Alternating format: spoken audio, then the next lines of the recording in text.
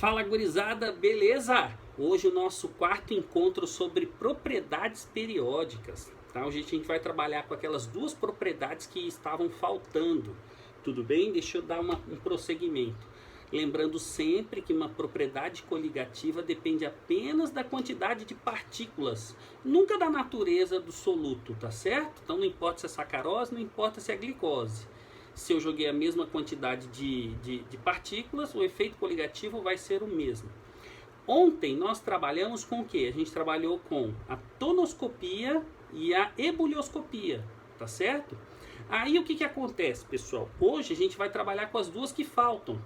Por exemplo, a gente falta com a crioscopia e a osmoscopia. Eu vou falar cada uma delas para vocês a partir de agora. Vamos lá? Então tá bom. Olha só, pessoal. Eu tenho aqui a crioscopia. Vamos entender o que é crioscopia. Olha, muito simples. A crioscopia é o abaixamento do ponto de congelamento de um líquido puro, de um solvente, quando você adiciona um soluto não volátil. Aí você vai ter uma solução a partir de agora. Esse soluto, ele pega o ponto de congelamento e faz baixar esse ponto de congelamento. Como assim? Imagina a água pura. Eu sei que ela congela no nível do mar a 0 graus Celsius. Então, quanto mais, por exemplo, sal você joga lá, esse ponto de congelamento baixa para -1, para -2, entendeu? Conforme você vai dissolvendo partículas. Lembrando que só vai mexer nessas propriedades o que você dissolver. Se precipitar lá no fundo, já não interfere mais. Tudo bem? Então eu tenho aqui, imagina você só água pura. Eu sei que a água congela a 0 graus Celsius, beleza? Beleza, professor? Quando você joga glicose aqui, por exemplo, o que ele faz? Ele pega o ponto de congelamento e diminui. Pronto, só isso. Beleza? Trouxe aqui um exemplo para vocês, tá?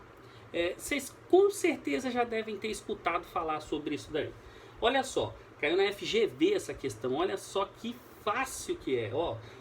Em países onde invernos são rigorosos, o frio é muito intenso, ok? Muito grande o frio, tá? Temperaturas baixíssimas. Coloca-se gelo, sobre o leito das ruas, consideradas prioritárias ao trânsito, ou seja, não é todo lugar que você joga, tá? Tudo bem? Uma mistura de sal, cloreto de sódio, você conhece, tá? Cloreto de cálcio, que é o CaCl2, e areia, para diminuir os riscos de derrapagem dos veículos durante os períodos de nevadas. Cada um desses produtos tem uma função definida que, associadas, são muito eficientes. Então, indique a afirmação correta. Muito bem, vamos lá. Antes da gente ler, o que o cloreto de sódio e o cloreto de cálcio fazem? Eles vão interagir com a água na forma de gelo, tá? Baixa o ponto de congelamento, derrete o gelo, já fica menos escorregadio. E com a adição da areia, evita derrapagem. Entendeu? Então são 3 coisas que a gente associa para melhorar o trânsito, o fluxo naquela determinada rua. Tá certo? Então vamos ver aqui a primeira alternativa, na qual ele fala na letra A. O sal abaixa o ponto de congelamento da água. Beleza, professor? O cloreto de cálcio, quando se dissolve, absorve calor. Quando ele absorve calor, ele faz o quê? Ele ajuda a derreter a água, o gelo, né? O gelo vai derreter mais fácil. Tudo bem? E aí ele fala o seguinte, e a areia aumenta a aderência dos pneus no solo. Opa, professor, eu acho que é essa alternativa. Você não só acha como é ela. Resposta de cara, letra A.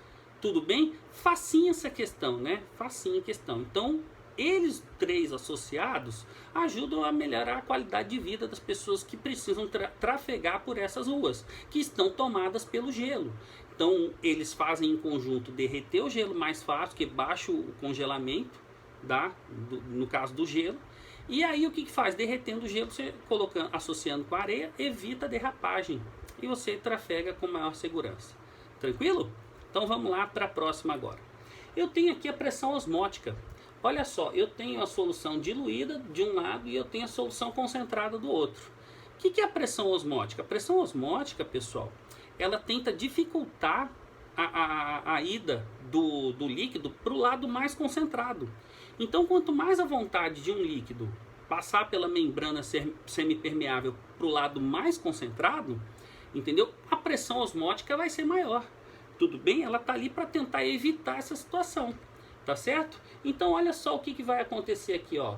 O solvente começa a migrar para o lado mais concentrado, tá vendo? Essa animação muito boa. Qualquer coisa você retrocede aí o vídeo que você vai entender mais fácil.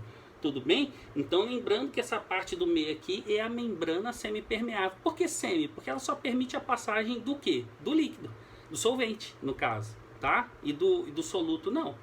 Tranquilo, gente?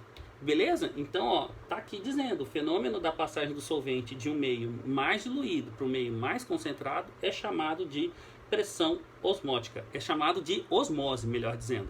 A pressão osmótica é a força exercida ali para evitar. Tudo bem? Essa osmose. Ok, pessoal? Beleza? Vamos prosseguir aqui, ó. Então, olha só, eu tenho aqui, ó, a pressão que deve ser aplicada a uma solução mais concentrada para evitar a sua diluição. Então, o meio vai estar mais concentrado. Vai estar passando o líquido para lá. Essa pressão osmótica está ali para dificultar isso daí, tá? Então, ó, pressão osmótica é justamente isso daí. É a ida do solvente para o lado mais concentrado. Do mais diluído para o mais concentrado. Aí, lógico, esse volume vai aumentar, porque o líquido vai passar para o lado de lá e o do mais diluído vai diminuir um pouquinho. Tá certo? Então, vamos lá, prosseguindo. É bem tranquilo isso daí.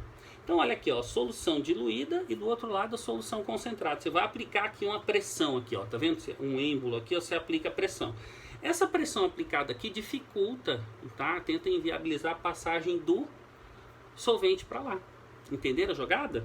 Então, essa é a pressão osmótica. Tudo bem, ó? A pressão externa deve ser aplicada a uma solução mais concentrada. Tá vendo? Aqui é na mais concentrada, não é na mais diluída, tá? Ó, para evitar a sua diluição por meio de uma membrana semipermeável. A gente vai trabalhar com o símbolo π de pressão osmótica. Não tem nada a ver com aquele valor matemático, tá? É simplesmente o π que a gente utiliza aí. Beleza? Então eu tenho aqui um exercício aqui, ó, o solvente indo para lá, tentando ir, melhor dizendo, e a pressão exercida, a pressão osmótica exercida lá do outro lado. Tudo bem? Beleza? Valeu, pessoal. Vamos para o próximo exercício aqui, ó. Ele fala aqui, ó.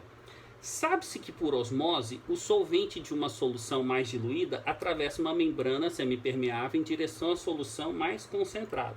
Sabe-se também que um peixe de água doce é hipertônico em relação à água do rio e hipotônico em relação à água do mar, tá? Então, o peixinho da água doce, o corpo dele já é preparado para aquele meio.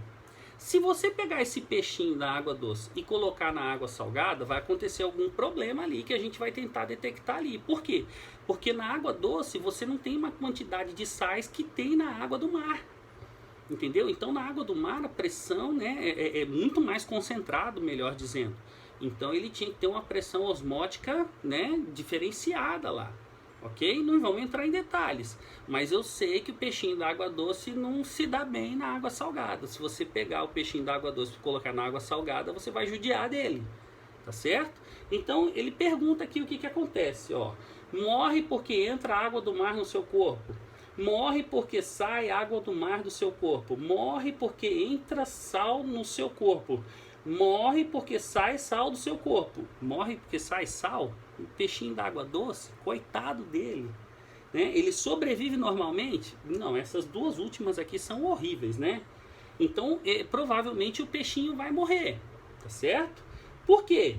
Porque simplesmente, pessoal, olha o que acontece aqui, tá?